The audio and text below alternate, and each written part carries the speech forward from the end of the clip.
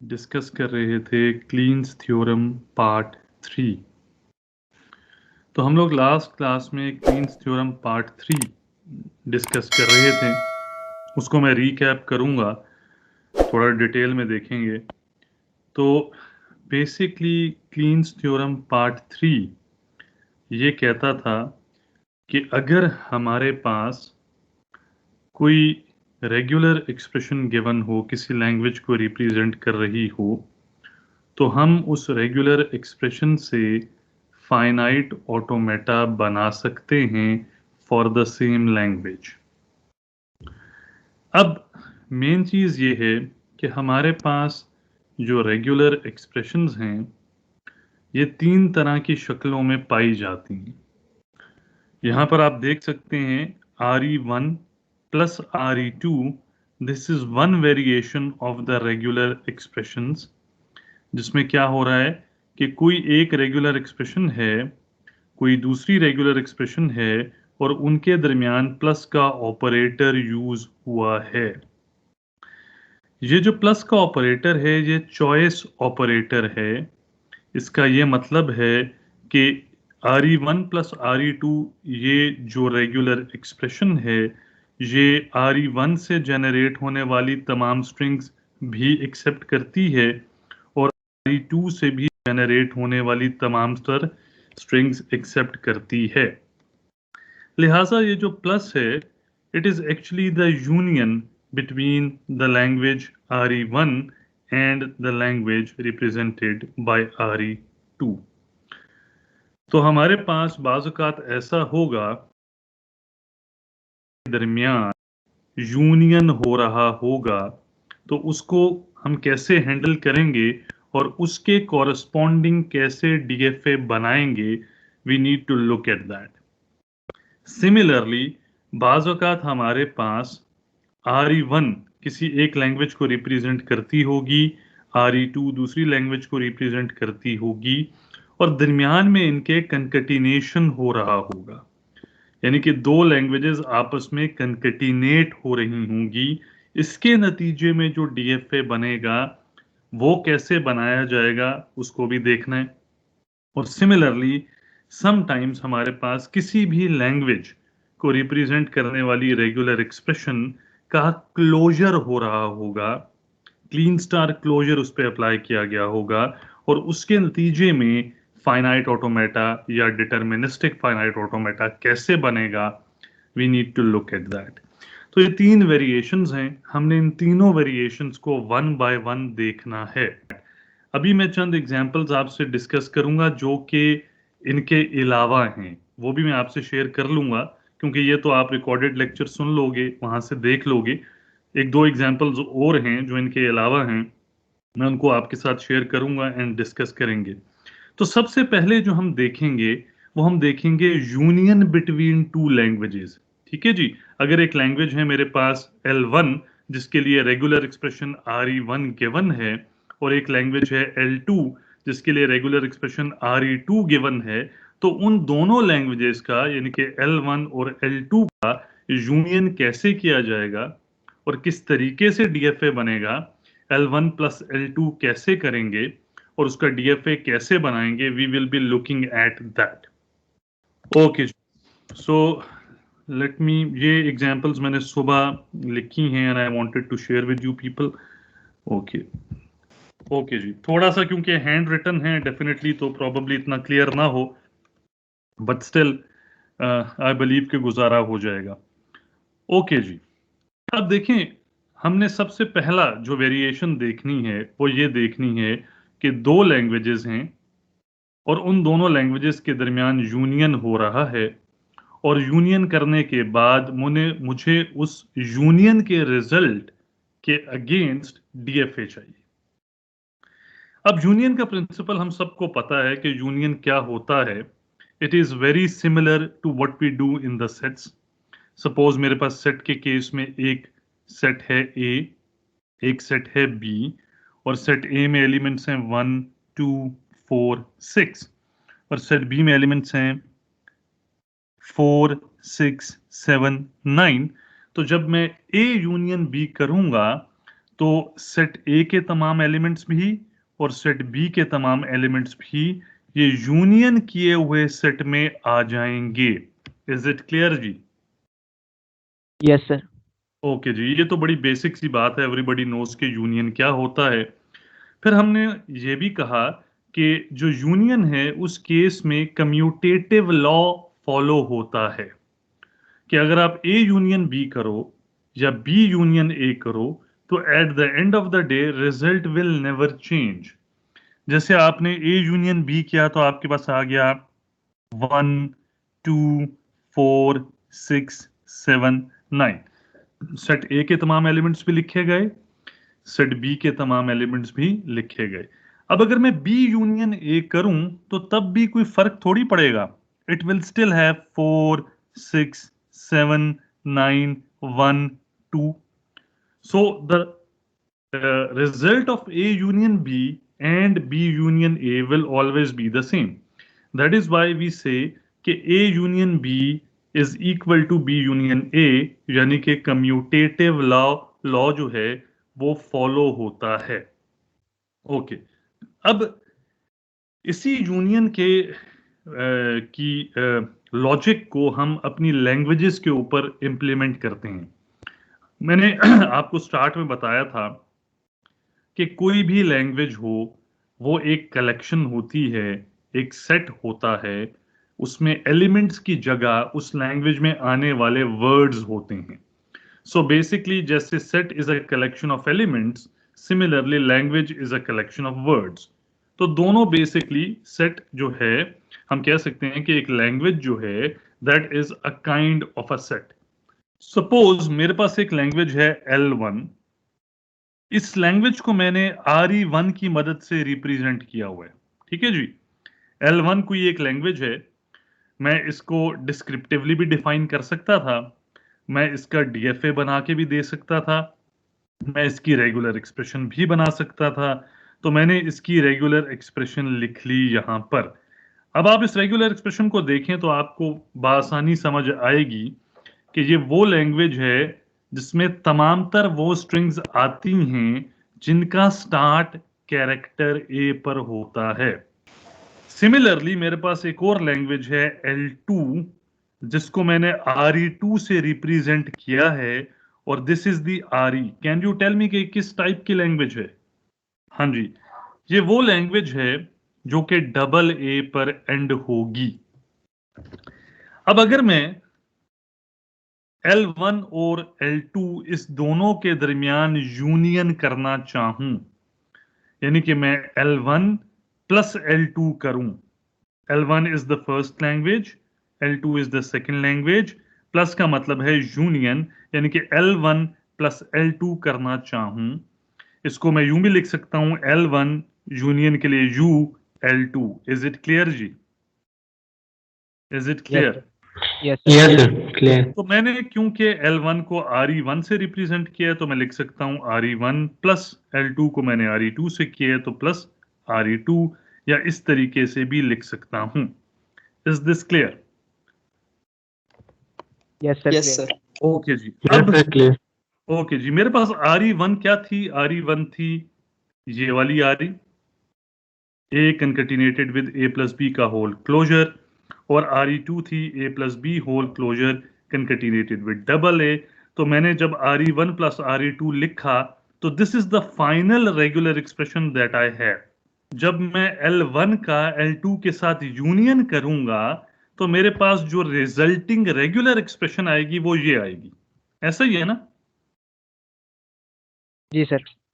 अब इस रेगुलर जी एक्सप्रेशन को सर। अगर आप देखो, इस रेगुलर एक्सप्रेशन को आप देखो तो यहां से आपको साफ पता चल रहा है कि ये एंटायर रेगुलर एक्सप्रेशन दो रेगुलर एक्सप्रेशंस को यूनाइट करके बनाई गई है। एक रेगुलर एक्सप्रेशन ये है और एक रेगुलर एक्सप्रेशन ये है।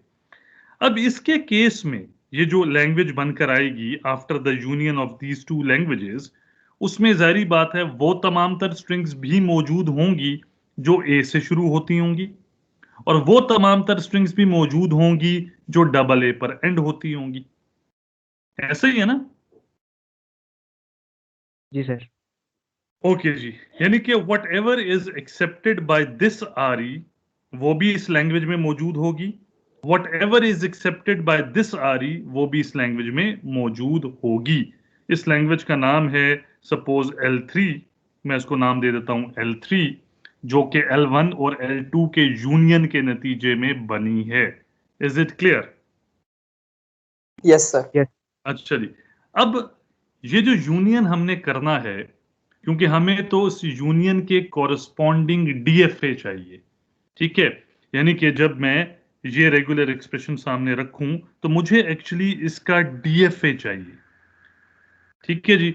अब इसका डीएफए बनाने के लिए मेरे लिए जरूरी है कि मुझे RE1 या लैंग्वेज L1 जो है इसका डीएफए मालूम हो, लैंग्वेज L2 जो है इसका भी डीएफए मालूम हो। इज इट क्लियर जी? Yes sir. ओके जी, now Yes, sir. Let me move to another image.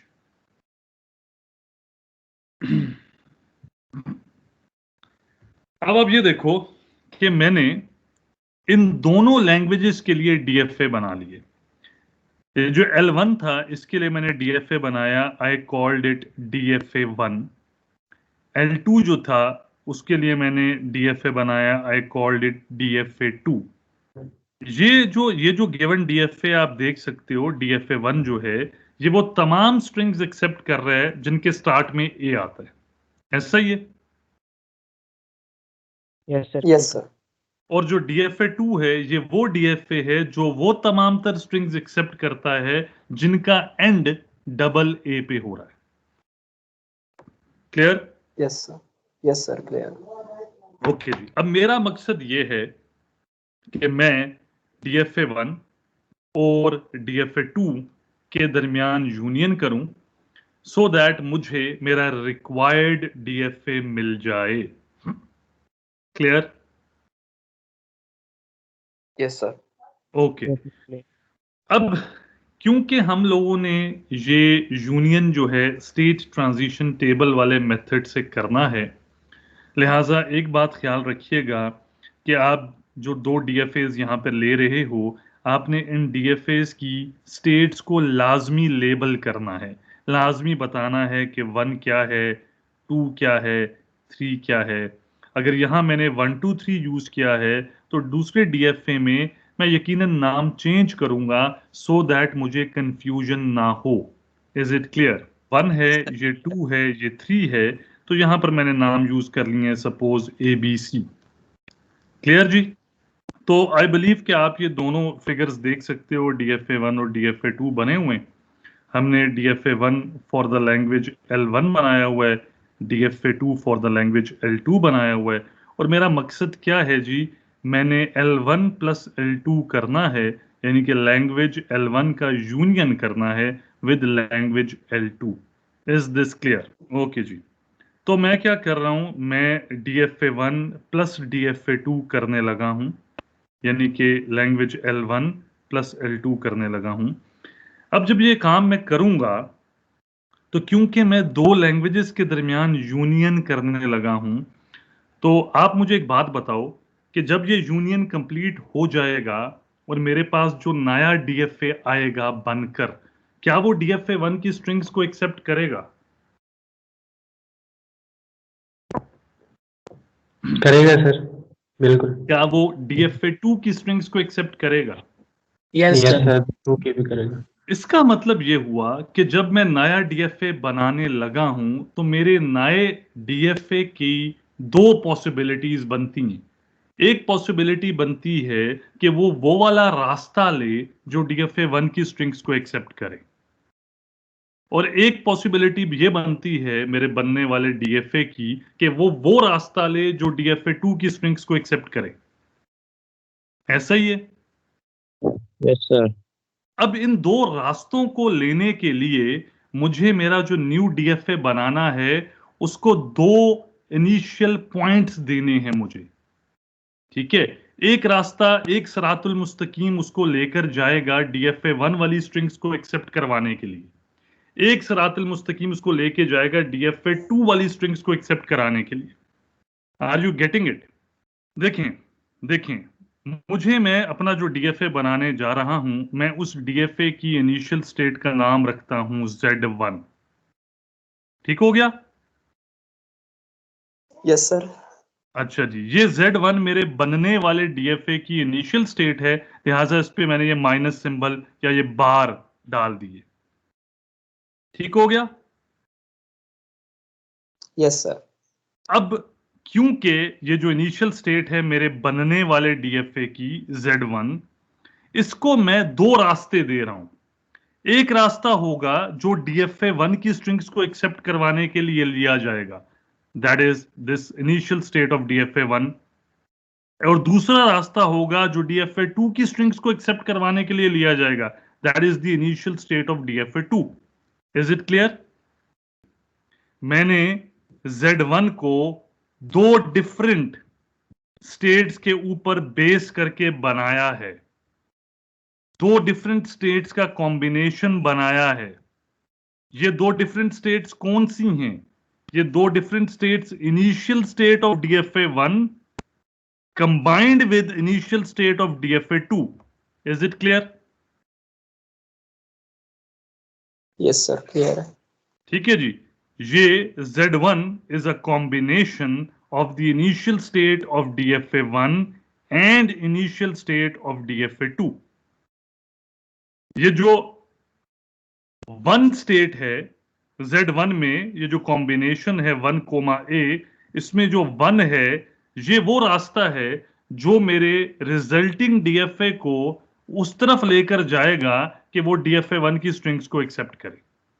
और ये जो A है इस कॉम्बिनेशन में, ये मेरे रिजल्टिंग डीएफए को उस डायरेक्शन में लेके जाएगा कि वो डीएफए 2 की स्ट्रिंग्स को एक्सेप्ट करे।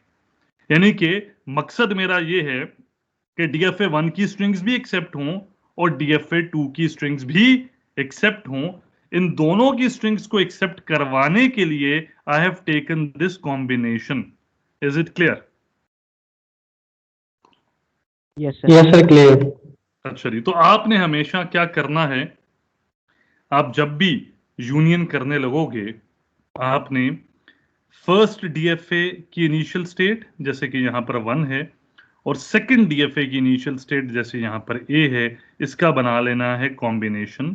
जैसे ये लिख दिया हमने 1, A, इसको नाम दे दिया हमने, आप कोई भी नाम दे सकते हो अदर देन 1 2 3 या ABC, आप कोई भी नाम दे दो, लेकिन हम अपनी तरफ से इसको Z1 बोल देते हैं। और ये जो Z1 स्टेट है, ये मेरे रिजल्टिंग डीएफए की, जब मैं कहूंगा रिजल्टिंग डीएफए, इससे मुराद है जो डीएफए बनेगा। ठीक है, ये उसकी इनिशियल स्टेट होगी, that is why we have a bar over here.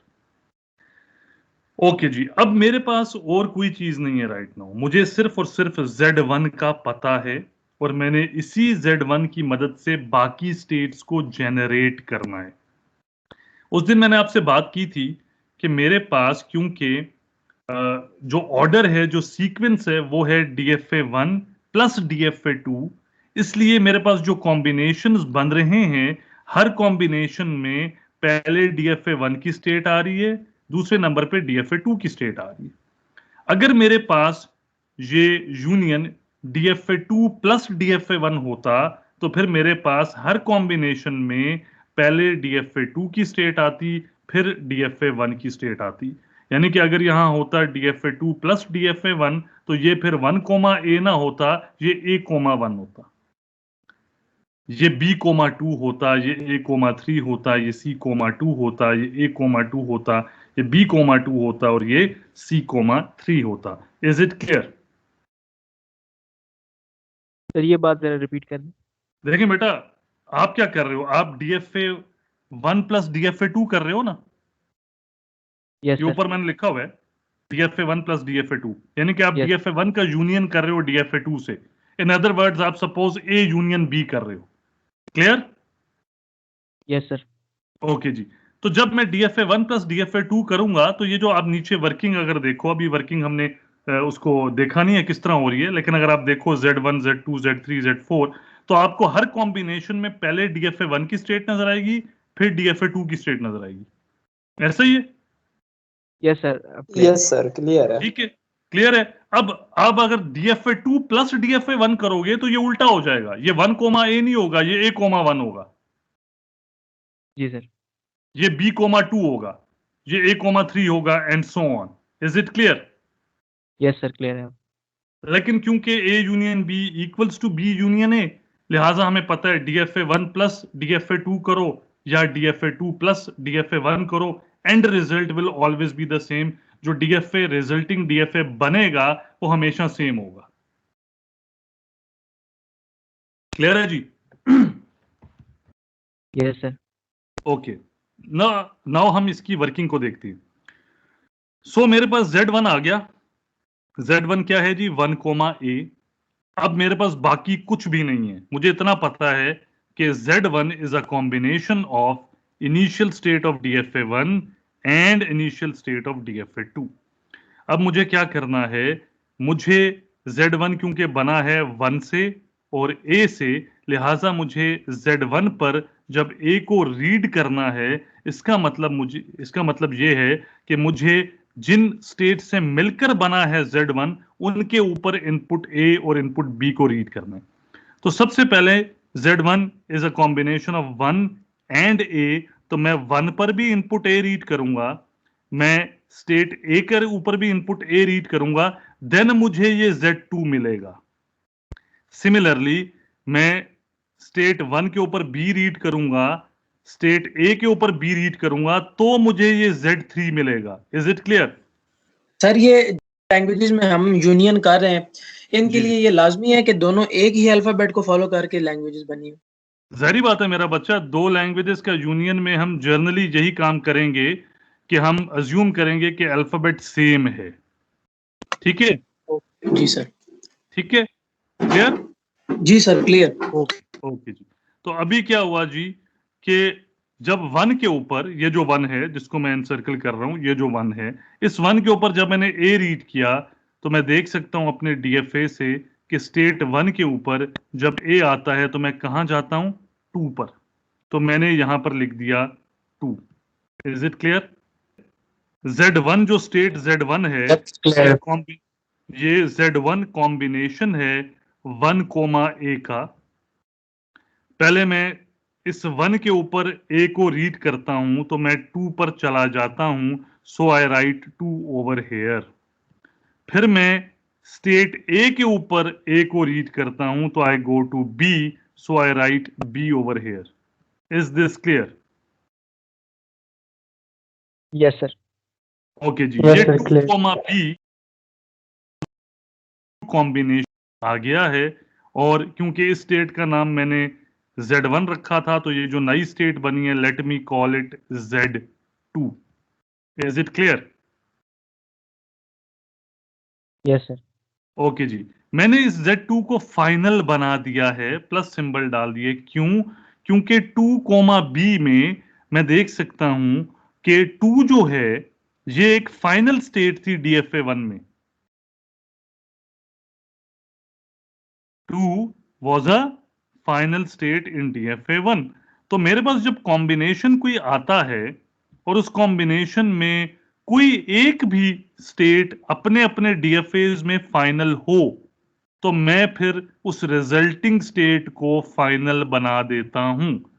2 coma B जो कॉम्बिनेशन आया, इसमें क्योंकि 2 DFA1 की एक फाइनल स्टेट थी, जिसकी वजह से ये जो स्टेट बनी है Z2, मैंने इसको फाइनल बना दिया है। Is this clear? तो Z2 वुड बी फाइनल। फिर इसी तरह Z1 के ऊपर मैं इनपुट B को रीड करूंगा। अब Z1 पर इनपुट B रीड करने का मतलब ये है कि Z1 1 और A का कॉम्बिनेशन है, लिहाजा A पर इनपुट 1 पर इनपुट B रीड करो, फिर A के ऊपर इनपुट B रीड करो। तो सबसे पहले मैंने जब 1 के ऊपर इनपुट B रीड किया तो मैं कहां गया? 1 पर जब B रीड करता हूं मैं किधर जाता हूं? 3 पर सर, सॉरी 3 पर। 3 पर।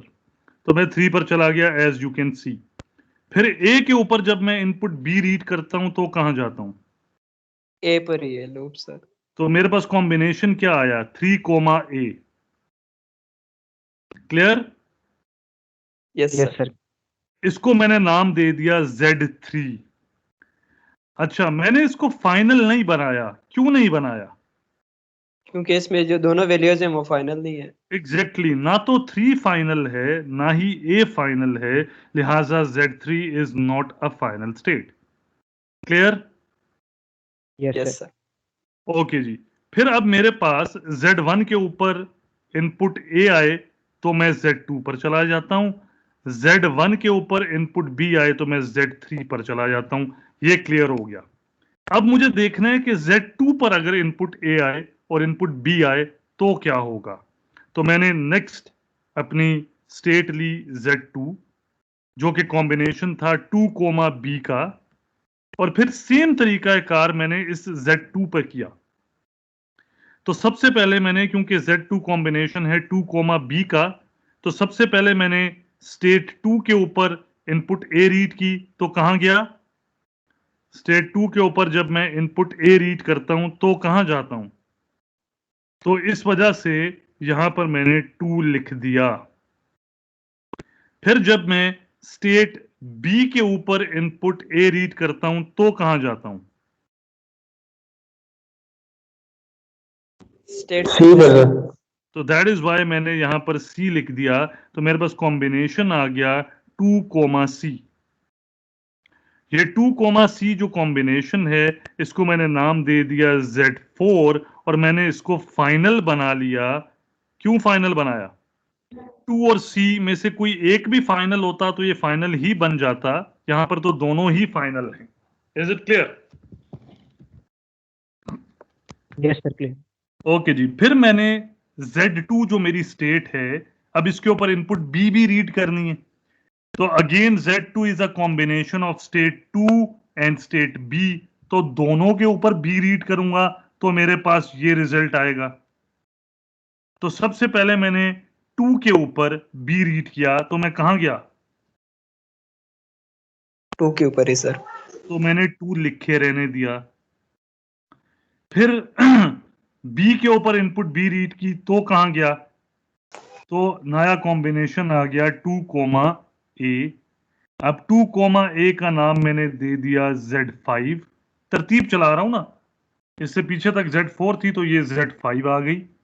इसको भी मैंने फाइनल बना दिया क्योंकि 2, A वाले कॉम्बिनेशन में A तो फाइनल नहीं है मगर 2 फाइनल है। Is it clear? Yes sir. तो Z5 will also become final. Yes.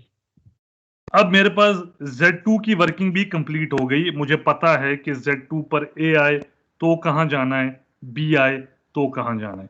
Now I move to state Z3। Okay जी, state Z3। Z3 is a combination of 3, A।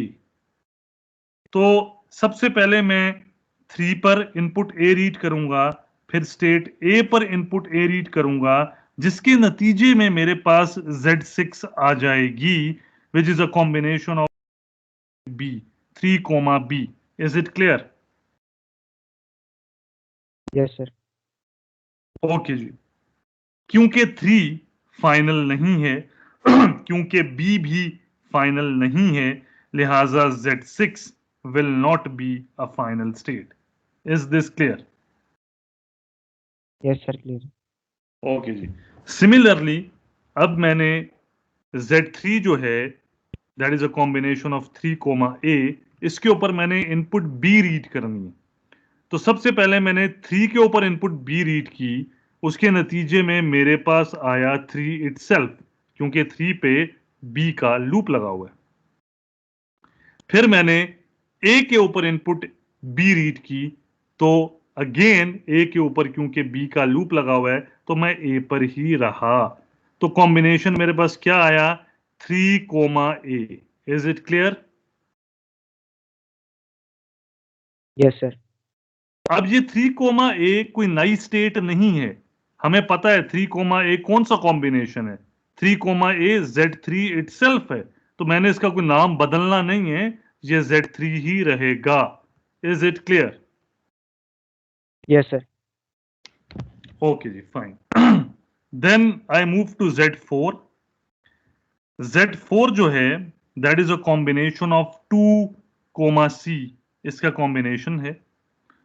Z4 पर जब इनपुट A रीड हुई तो पहले state 2 पर A read किया, फिर स्टेट C पर A रीड किया। नतीजे में मेरे पास Z4 बजाते खुद आ गई। Is it clear? जो चीज समझना है काइंडली साथ साथ पूछते जाएं। 2 के ऊपर जब मैंने इनपुट A रीड की तो मैं 2 पर ही रहा। C के ऊपर जब मैंने इनपुट A रीड की मैं C पर ही रहा। तो कॉम्बिनेशन क्या आया? 2, C। 2, C कौन सी स्टेट है? Z4 बजाते खुद है। ठीक हो गया? Is it clear? Yes sir. फिर 2 के ऊपर इनपुट B रीड की मैंने। जब मैं 2 पर इनपुट B रीड करता हूं तो मैं 2 पर ही रहता हूं, सो मैंने 2 लिखा। C के ऊपर जब मैं इनपुट B रीड करता हूं तो मैं A पर चला जाता हूं, लिहाजा मैंने A लिख दिया।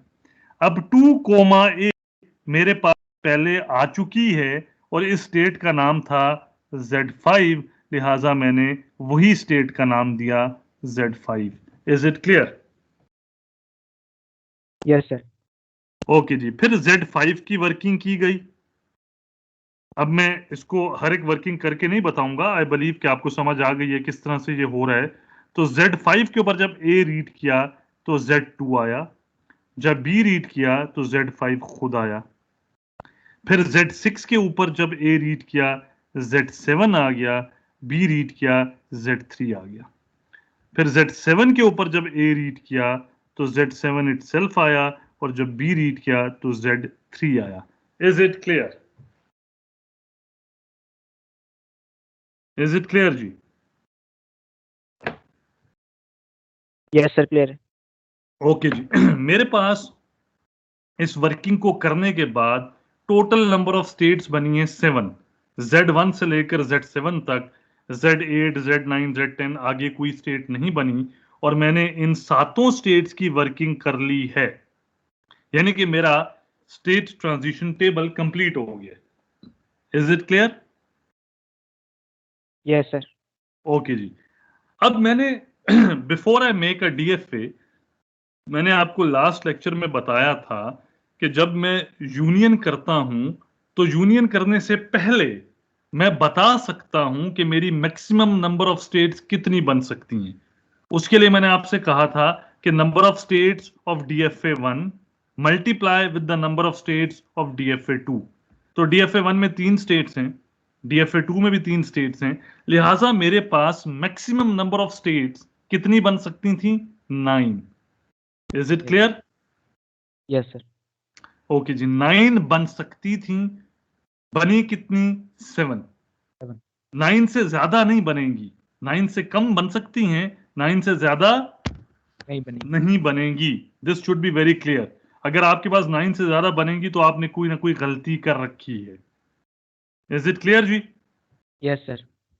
ये जो ग्राफ है, ये ग्राफ हमने अपनी तरफ से नहीं बनाया, वही स्टेट ट्रांजिशन टेबल को सामने रखा है और उसको देख के बनाया। ठीक है? मेरे पास जो इनिशियल स्टेट थी Z1, उसके ऊपर जब A आता था मैं Z2 पे चला जाता था और जब B आता था तो मैं Z3 पर चला जाता था। सिमिलरली Z2 जो थी उसके ऊपर जब A आता था मैं Z4 पे जाता था और जब B आता था मैं Z5 पर जाता था। Z3 पर जब A आता था मैं Z6 पर जाता था, जब B आता था मैं Z3 पर ही लूप करता था। फिर इसी तरह Z4 पर जब A आया तो मैं Z4 पर लूप बैक कर गया और जब B आया तो मैं Z5 पर चला गया। Z5 पर जब A आया तो मैं Z2 पर चला गया और जब B आया तो मैं Z5 पर ही लूप बैक करता हूं। सिमिलरली Z6 के ऊपर जब A आया मैं Z7 पर गया और जब B आया तो मैं Z3 पर गया। Z7 पर जब A आया तो Z7 पर रहा और B आया तो मैं Z3 पर चला गया। तो मैंने अपने उस ग्राफ को, अपने स्टेट ट्रांजिशन टेबल को देखते हुए ये ग्राफ बनाया है। इनिशियल स्टेट के ऊपर माइनस सिंबल डाल दिया है, फाइनल स्टेट्स पे प्लस सिंबल डाल दिया है। Is this clear? Is it clear? Yes sir, clear है। Yes sir. अब ये जो मेरे पास डीएफए बनकर आया है, ये इन दोनों लैंग्वेजेस के यूनियन के बाद का डीएफए, यानी कि ये डीएफए लैंग्वेज L1 की तमाम स्ट्रिंग्स को एक्सेप्ट करेगा and at the same time ये लैंग्वेज L2 की तमाम स्ट्रिंग्स को भी एक्सेप्ट करेगा।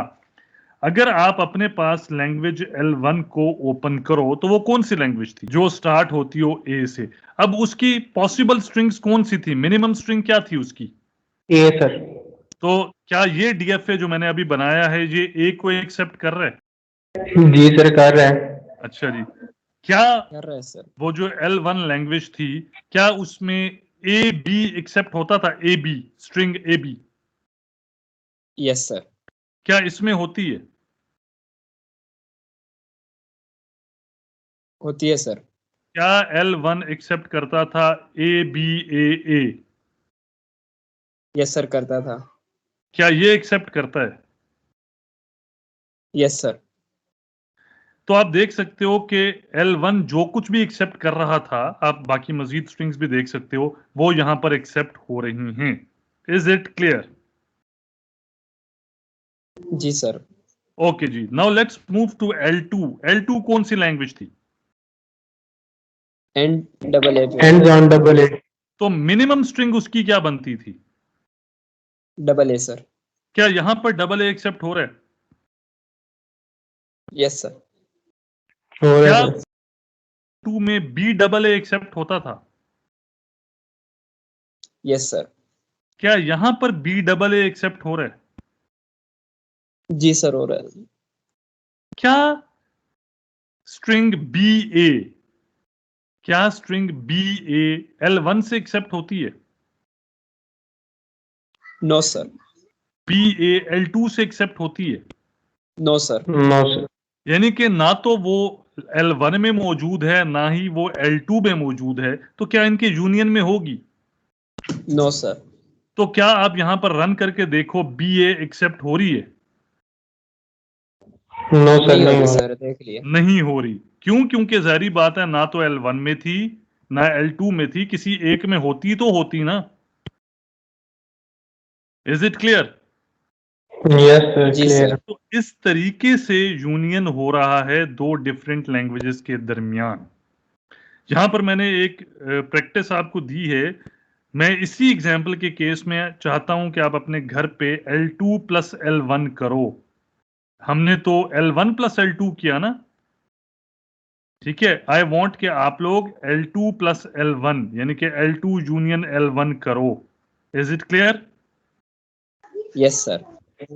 फिर एंड पे ये देखो कि L1 प्लस L2 जो हमने किया है यहां पर, क्या उसका रिजल्ट सेम है as L2 plus L1? Is it clear?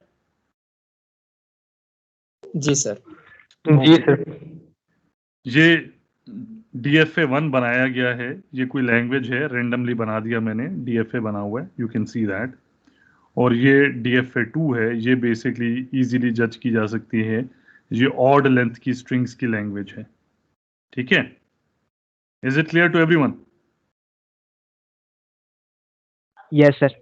अच्छा जी, ये जो DFA1 है ये मैंने रेंडमली बना दिया, इसकी जो भी लैंग्वेज है उसके बारे में I am not thinking about it, but ये एक DFA है and it is representing any language and this is another DFA। अच्छा जी, मेरा मकसद क्या था? मैंने अब की बार मैंने DFA1 प्लस DFA2 नहीं किया, मैंने DFA2 का यूनियन किया है DFA1 से। Is it clear? Is it clear जी? मैंने DFA2 प्लस DFA1 किया है। ठीक है, जानबूझ के थोड़ा चेंज के लिए, सो दैट आपको आइडिया हो जाए कि मेरे पास अब जितने भी कॉम्बिनेशन बनेंगे उन कॉम्बिनेशंस में पहली स्टेट DFA2 की आएगी, दूसरी स्टेट DFA1 की आएगी। Is it clear? Yes. Yes sir. ऐसा क्यों हो रहा है? बिकॉज हमने कॉम्बिनेशन DFA2 प्लस DFA1 किया हुआ है। अगर DFA1 प्लस DFA2 क्या होता तो ये 1 कोमा ए लिखा होता, ये 2 कोमा बी लिखा होता, ये 1 कोमा बी लिखा होता एंड सो ऑन।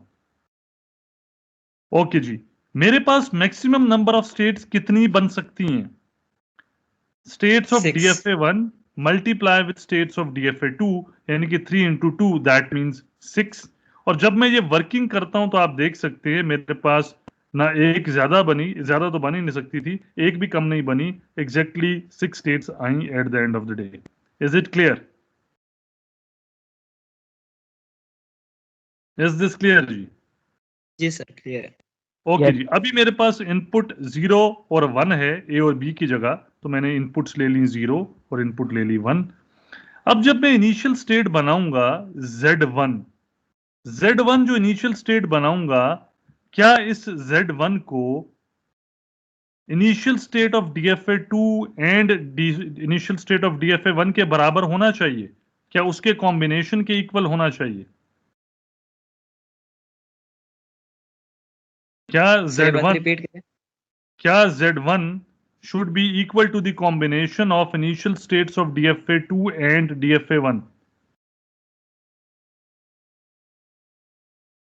Z1 को क्या इस कॉम्बिनेशन के बराबर होना चाहिए था? होना चाहिए सर। क्योंकि मैं यूनियन करने लगा हूं तो यकीनन मुझे दोनों DFAs की इनिशियल स्टेट्स का कॉम्बिनेशन बनाना है और उसको Z1 नाम देना है। Is it clear? Yes, sir. Okay जी। जी तो सर। क्योंकि DFA2 dot DFA2 plus DFA1 है, लिहाजा पहली state initial state of DFA2, दूसरी initial state of DFA1, A,1। अब आप एक बात बताओ मुझे, जब मैं इन दोनों DFAs का यूनियन लूंगा, DFA1 और DFA2 का, तो यूनियन के बाद जो DFA बनेगा, क्या वो लैम्डा को एक्सेप्ट करता होगा?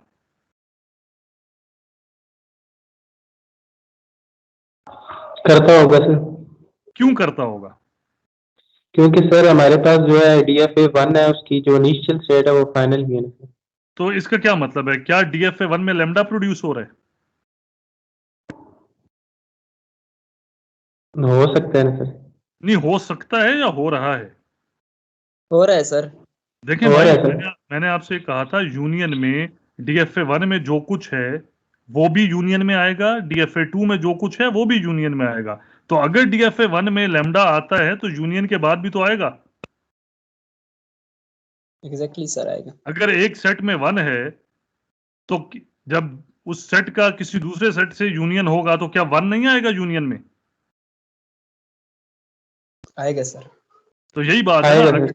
अगर DFA1 में लैम्डा आ रहा है तो यूनियन में भी तो आएगा। जी सर आएगा।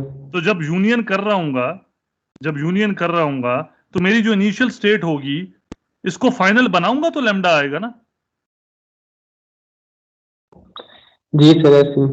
तो इस Z1 को इसलिए मैंने इनिशियल के साथ फाइनल भी बनाया हुआ है।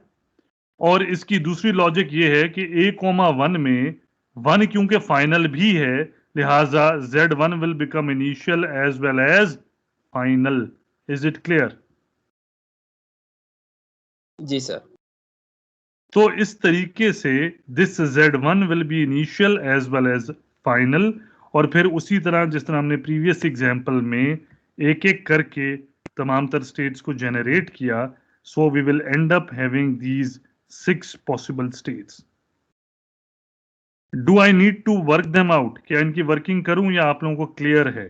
देखें, Z1 हमने लिया, Z1 is the initial state, ये इनिशियल स्टेट है, which is a combination of A,1। अब A,1 में क्योंकि 1 फाइनल स्टेट थी, लिहाजा इनिशियल को फाइनल भी बना दिया गया है। So Z1 is initial as well as final. अब क्या होगा, सबसे पहले Z1 क्योंकि कॉम्बिनेशन है A,1 का, लिहाजा सबसे पहले मैं स्टेट A के ऊपर इनपुट 0 रीड करूंगा, A के ऊपर। तो कहां जाऊंगा? B पर। तो मैंने लिख दिया B। फिर मैं स्टेट 1 के ऊपर इनपुट 0 रीड करूंगा, कहां जाऊंगा? 2 पर। तो मैंने लिख दिया 2। New combination is B,2। इस B,2 वाले कॉम्बिनेशन में क्योंकि B तो फाइनल नहीं, 2 तो फाइनल नहीं है मगर B फाइनल है, दैट इज वाई ये जो Z2 स्टेट बनी, it is a final state. Is it clear? जी सर। ओके जी। Yes, sir. फिर मैंने स्टेट ए के ऊपर इनपुट 1 रीड की, तो ए पर जब 1 रीड किया तब भी मैं गया बी के ऊपर, तो मैंने बी लिख दिया। फिर स्टेट 1 के ऊपर इनपुट 1 रीड की, तो मैं लूप बैक कर गया 1 पर, तो the combination is B comma 1। क्योंकि बी और 1 दोनों ही फाइनल हैं, कोई एक भी होता तो Z3 फाइनल बन जाता, इधर तो दोनों ही फाइनल हैं, तो this will be a final state, so Z3 भी फाइनल है। Now we will repeat the same procedure for Z2, तो मैंने Z2 लिखा। Z2 is a combination of B and 2, तो मैंने B के ऊपर इनपुट 0 रीड की। मैं देख सकता हूं B पर जब इनपुट 0 आएगी तब भी A पर जा रहा हूं, B पर जब इनपुट 1 आ रही है तब भी A पर जा रहा हूं। तो जब मैंने B पर इनपुट 0 रीड की मैं A पर आ गया। इसी तरह जब मैंने B के ऊपर इनपुट 1 रीड की तब भी मैं A पर आया।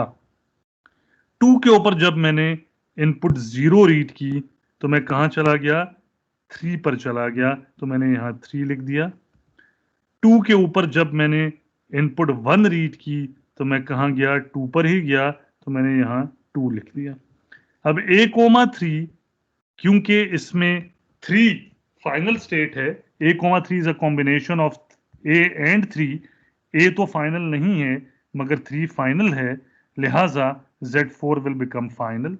सिमिलरली B कोमा 2 के केस में A कोमा 2 ना तो A फाइनल है ना ही 2 फाइनल है, लिहाजा Z5 will be a non final state. Is it clear? Yes, sir. Okay जी। अब यही सेम प्रोसीजर जोन सा है वो मैंने अप्लाई किया आपकी Z3 के ऊपर। Z3 is a combination of B and 1, B comma 1। तो सबसे पहले मैंने B के ऊपर इनपुट 0 रीड की, तो जब मैं B पर इनपुट 0 रीड करता हूं तो मैं A पर जाता हूं। अच्छा, एक बात आपको और बात एक जुगाड़ है जो कि डेफिनेटली विल बी हेल्पफुल। अब आप देख सकते हो कि हम B कोमा 2 में B को ऑलरेडी टैकल कर चुके हैं। अब ये वही स्टेट B है ना, तो मुझे बजाय इसके कि मैं ग्राफ को दोबारा देखूं, मैं देख सकता हूं कि पहले B पर जब 0 आया था तो A पर गया था, तो अभी भी B पर जब 0 आएगा A पर ही जाऊंगा, ग्राफ देखने की जरूरत नहीं है। सिमिलरली 1 जो है, 1 पर जब 0 आया था मैं 2 पर गया था, तो ये भी वही 1 है, इस पर जब 0 आएगा तो मैं 2 पर जाऊंगा। सिमिलरली B पर जब 1 आया था तो मैं A पर गया था, ये भी वही B है, इस पर भी 1 आएगा तो A पर जाऊंगा। 1 पर जब 1 आया था तो मैं 1 पर रहा था, तो ये भी वही 1 है, इस पर जब 1 आएगा तो मैं 1 पर ही रहूंगा। तो बजाय इसके कि आप बार बार अपने ग्राफ्स को देखो, अगर आपने ऊपर गलती नहीं की हुई तो आप वही जो रिपीट हुई हुई रीडिंग्स हैं उनको दोबारा से देखकर लिख सकते हो। Is it clear? Is it clear जी? जी सर। तो इसका Yes, sir. फायदा ये क्या होता है जी? इजी है ये। वो उसके इसका सबसे बड़ा फायदा ये बच्चे कि बाज़ का आपके ग्राफ बने होते हैं पिछले पेज पे, ठीक है ना। आप जब पेपर कर रहे हो तो आप बार बार पेज उलटते फिर रहे होते हो, ठीक है। तो उससे बेहतर है कि अगर, लेकिन इसमें ये मसला होगा कि अगर आपने यहां पर गलती कर रखी है सपोज, तो फिर गलत वैल्यूज आप बार बार लिख रहे होगे। बिल्कुल। तो इस चीज का इशू है डेफिनेटली, लेकिन ये है कि अगर ठीक तरीके से कर रहे हो तो प्रॉब्लम नहीं होगा। Yes sir. तो एनीवेज इसकी जब आप वर्किंग कंप्लीट कर लोगे इस तरीके से, तो eight the end of the day you will have another graph, ठीक है जी। आपके पास एक और ग्राफ आ जाएगा and it will look like something like this. अच्छा, अब आप मुझे एक बात बताओ, आपके पास फाइनल स्टेट्स थी, इस पर्टिकुलर एग्जांपल में आपके पास Z5 के अलावा सारी स्टेट्स फाइनल थी, ठीक है जी। तो आपने क्या किया, Z1 भी फाइनल, Z2 भी, Z4 भी, Z6 भी, Z3 भी, Z5 के अलावा सारी फाइनल बना दी। और फिर आपने अपने ट्रांजिशन टेबल को देखते हुए ये ग्राफ बना लिया। आई बिलीव के ग्राफ बनाने में किसी को कोई प्रॉब्लम नहीं होनी चाहिए, बिकॉज ट्रांजिशन टेबल से graph banana is very very simple. इसमें कोई मसला नहीं है सर। ओके जी। अब आप मुझे ये बताओ कि आपका जो DFA 1 था, अगर आप अपने पास वो इमेजेस ओपन कर लें DFA 1 वाले, तो क्या आपका DFA1 लैम्डा एक्सेप्ट करता था? अच्छा, तो क्या DFA1 का जब यूनियन हुआ है DFA2 के साथ, क्या ये भी लैम्डा एक्सेप्ट करेगा? यस सर कर रहा है। तो नहीं कर तो रहा है, करना चाहिए ना, मेन चीज ये करना चाहिए, करना चाहिए। यस सर Yes, बिल्कुल। करना चाहिए। Lambda should be part of the union. तो मेरे पास इनिशियल फाइनल भी है, लैम्डा इज बीइंग एक्सेप्टेड। क्या मेरे पास according to DFA1 zero accept हो रहा है? ओके जी, तो DFA1 जीरो एक्सेप्ट नहीं कर, लेकिन मेरे पास जब यूनियन हो रहा है तो वहां पर तो जीरो एक्सेप्ट हो रहा है, ऐसा ही है?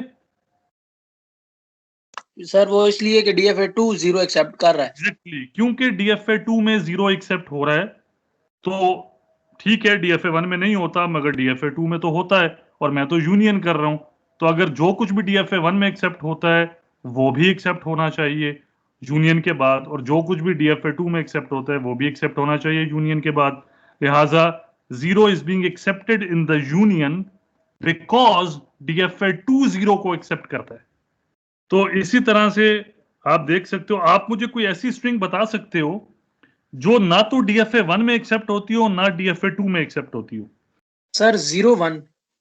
हाँ जी, 0-1 जो है वो DFA1 से एक्सेप्ट नहीं होती, और 0-1 DFA2 से भी एक्सेप्ट नहीं होती। इसका मतलब है कि ये इनके यूनियन में भी एक्सेप्ट नहीं होगी। Yes sir. तो आप देख सकते हो कि 0 और इज नॉट एक्सेप्टेड बिकॉज वो आपको Z5 पर लेकर आती है और Z5 फाइनल नहीं है।